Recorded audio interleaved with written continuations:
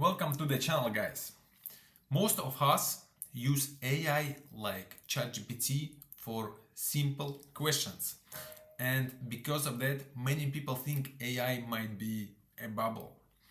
Today, I want to show why this view is kind of limited and how top tech CEOs actually see where AI is going and where the real bottleneck is. We've just been through a very quiet time in the market, especially after the long holiday season. For a while, there was not much happening. Low activity, low volumes, not many strong catalysts. Now we are slowly approaching earnings season again. And as always, banks will start reporting already in about a week time. And after that, earnings from other companies and sectors will follow. So right now, before the numbers start coming in, the market is mainly driven by information like news, interviews, conferences.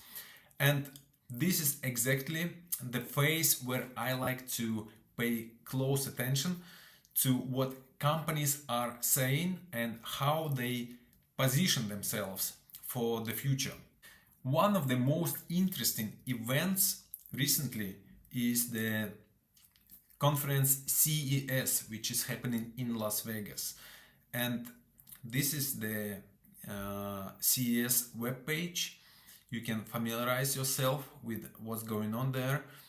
But just to mention that CES is not just about new gadgets or consumer electronics. It's more like a snapshot of where the whole technology industry is heading. And you can explore what is it all about, which companies are presenting. And this year, the main focus was very clear to me. Almost everything was about artificial intelligence. The company I'm watching very closely right now is AMD. And the CEO of AMD, Lisa Su, opened CES with a keynote presentation. You can watch yourself there. It's about 2 hours plus presentation. She talked about products that are being released now, products that are planned for the near future. By the way, let's have a look at one example here. Now, we are at CES. It is a little bit about show and tell. So I am proud to show you Helios right here in Vegas, the world's best AI rack.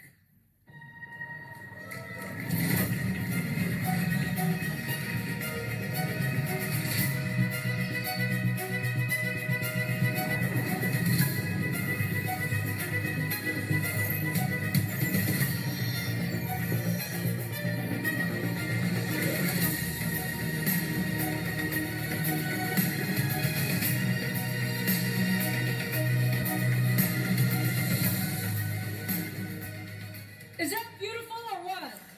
Yeah, right, it's really nice one. So also, Lisa Su invited leaders from other companies onto the stage. For example, the co-founder of OpenAI, then audio and visual creation AI companies CEOs, then representatives from medical industry, the companies like Illumina and AstraZeneca, then space from Blue Origin technology, then science developments. What stood out to me is that AI was shown across very different industries, from cloud and data centers to robotics and automation, the automotive, healthcare, and advanced research. And this is important to understand. AI today is not just about the chatbots or text generation. It's becoming a core layer across many parts of the economy. Lately, we hear the term AI bubble. more and more often in mass media. And in my opinion, this perception comes from the level at which most of us usually use AI technology. Personally, I mainly use tools like ChatGPT or Gemini, and even not every day, and mostly for simple question and answer tasks. And if I look at people around me, it's similar. People don't really see how AI is being used at scale, or how it actually generates value for businesses. From this perspective, it's easy to think, is this really worth all this hype? Instead of looking at AI from our everyday usage, I prefer to look at how this is seen by top level executives at leading technology companies. People who work with real data, real customers, and real demand. And this is where I want to show a short clip from Lisa Su's, the again CEO of AMD, interview with Bloomberg.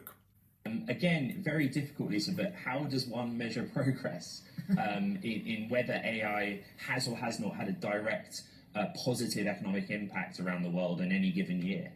You know, it's true. It's hard to deconvolve all of the things that are happening, but I think from a sense of, what we see in the business, and, many people want to see direct return on investment for a particular set of investments. What I would say is that we know that AI is making a difference in the productivity of companies. We know that. I can see that, within AMD in terms of as we deploy AI, we're able to get products to market faster. We're able to significantly improve some of our business processes. So, as we go forward over the next several years, I think you're going to see that much broader in enterprises. Every CEO that I talk to is talking about AI. It is front and center in terms of how to build a better company, how to build a better portfolio. And so, I think what, Greg was talking about is when you aggregate all of that, AI has to impact, the world at a GDP level. And we'll see that over the next few years. So I find it very interesting is that even here we don't hear concrete numbers, no exact revenue figures, no clear timelines, but we do hear strong confidence about the direction that AI will improve productivity, improve margins for the companies, that the AI will change how companies operate, and the real financial impact will unfold over the coming years only. The only concrete number that was mentioned is actually very telling as well. According to Lisa Su, in the next couple of years, the world will need up to 100 times more computing power compared to what we have today. Actually, let's have a look what she's saying here as well.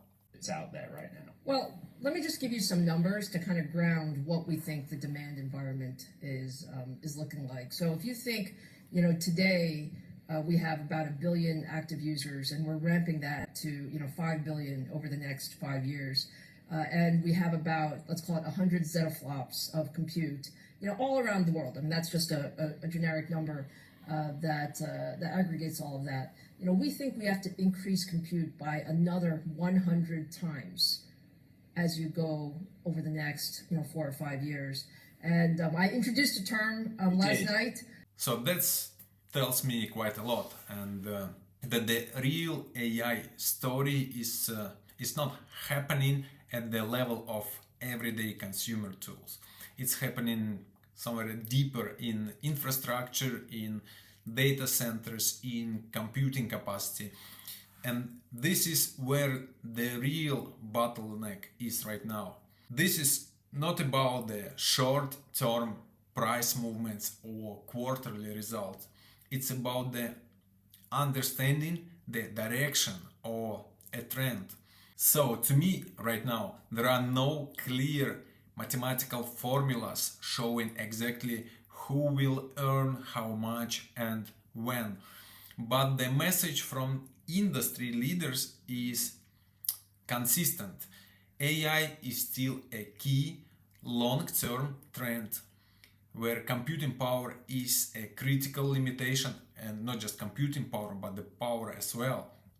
And this story is far from over, and that's why I continue to follow this space very closely and watch companies like AMD and stay invested with a long-term mindset. We'll see what the upcoming earnings season brings, but for now, this informational phase only strengthens my conviction. Alright guys, thank you very much for watching this video, and please hit that like button and subscribe to my channel if you did not do so yet. I'll see you in the next video.